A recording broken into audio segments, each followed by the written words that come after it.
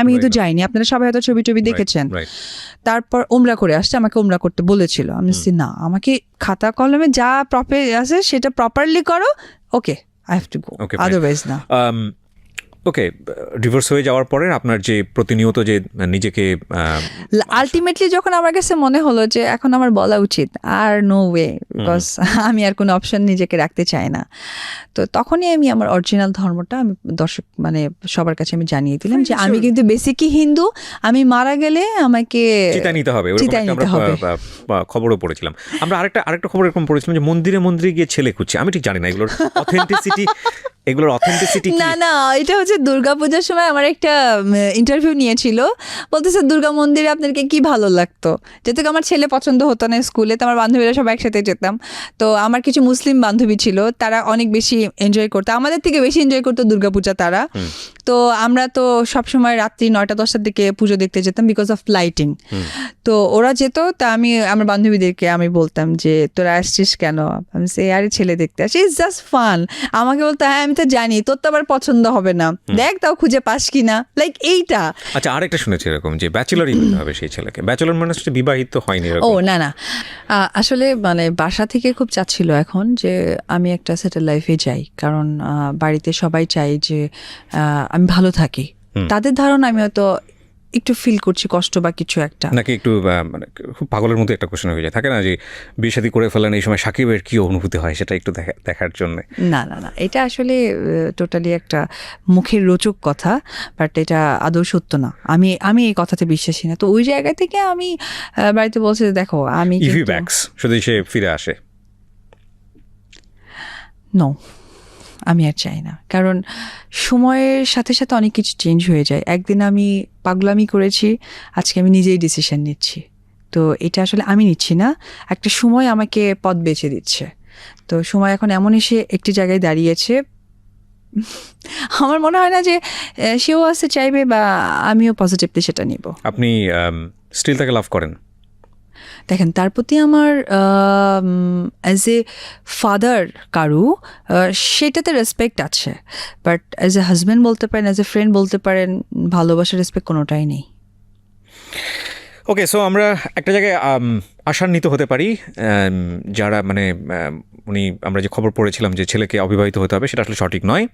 যারা বিয়ে শাদী করেছেন এবং না না না, এটা আমি ক্লিয়ার করি, না আমি কোনো বিবাহিত ছেলের সাথে ডেফিনেটলি বিয়ে করতে চাই না, ডেফিনেটলি অবিবাহিত হতে হবে। প্রবলেমটা কোথায়? কারণ আমি কাউকে ইন্ডিকেট করে বলেছি বিবাহিত ছেলে, আমি তো সেকেন্ড ছেড়ে দিয়েছি, এখন তুমি সেকেন্ড হ্যান্ডে নাচো, তো আমি চাই না এই কথার সাথে যাই। তো আমার হইলে কখনো আনম্যারিড হবে, আদারওয়াইজ কখনো সেটা তো আপনার জায়গা থেকে ব্যালেন্স হলো না, মানে আপনিও তো বিবাহিত, you have a baby, beautiful baby মাশাআল্লাহ, এবং একটা ছেলের জায়গা থেকেও তো সমান হতে পারে, তার একটা বাচ্চা আছে। আমি আমার কথা হচ্ছে কি, আমি যাকে করবো সে হয়তো সেকেন্ড ম্যাচ, তার ওয়াইফ থাকতে পারে, তার বাচ্চা থাকতে পারে, সে তো আমার আপন হতে পারবে না। বাট হ্যাঁ, এটা সত্যি কথা, লাইফে তো আমাকেও বাঁচতে হবে।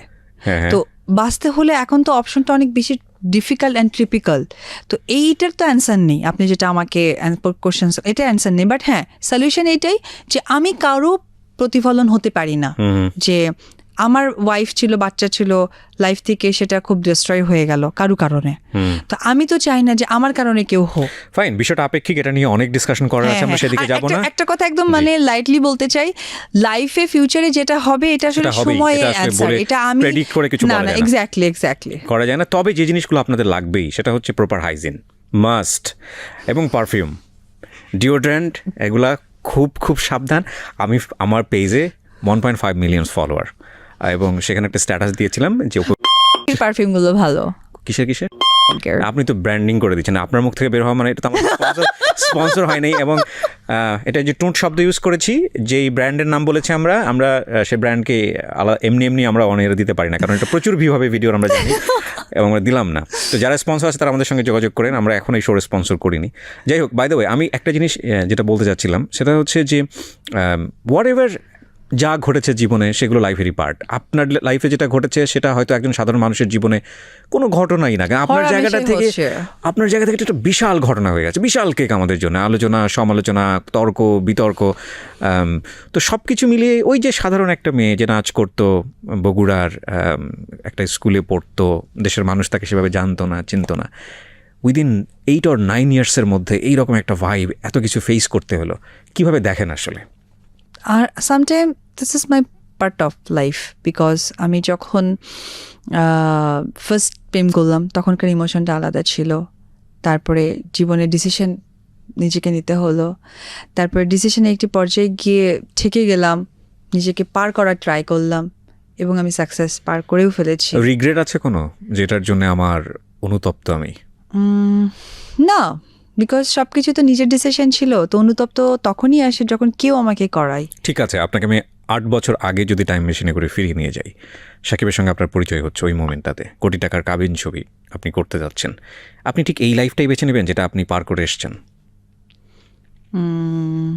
হ্যাঁ, কারণ আবার divorce, আবার এটা লাইফের অপর নামই হচ্ছে ইতিহাস। যদি জীবনে কোনো কিছু মানুষের মনে গাঁথতে না পারেন তাহলে আপনার বেঁচে থাকাটাই বৃথা।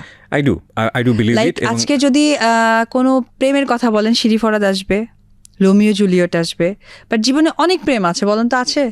বাট আজকে কিছু কিছু প্রেম আছে, ধরেন এমনও প্রেম আছে যে মরে গেছে, তো এটা স্মৃতি থেকে যায়।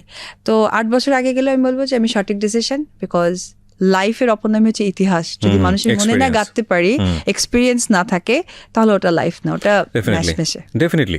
সো আমরা আসলে যাই করি না কেন জীবনে, সেখান থেকে আমরা শিক্ষাটা যাতে নেই এবং প্রপারলি যাতে সেটা পরবর্তীতে কাজে তবে লাগে। আমি এটা ফান করে বললাম, তবে একটি কথা আমি বলবো প্রত্যেকটা মেয়েদের উদ্দেশ্যে, যে আমি যেটা ইমোশনালি করেছি প্রত্যেকটা মেয়ে যেন ভেবে চিন্তে করে, কারণ জীবন একটাই, বারবার আসে না। প্রত্যেকটা জীবনে যে ইতিহাস করতে হবে, নট দ্যাট সবাই হ্যাপি থাকুক, সুখী থাকুক, এটা আমার চাওয়া। 94